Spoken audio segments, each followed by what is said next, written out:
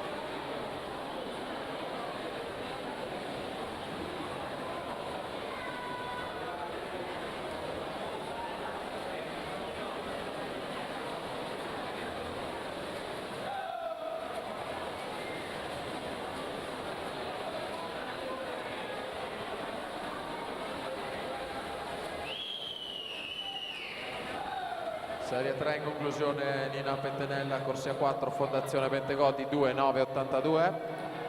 Passa al comando della classifica provvisoria su Alessandra Vitabile 2.14.08.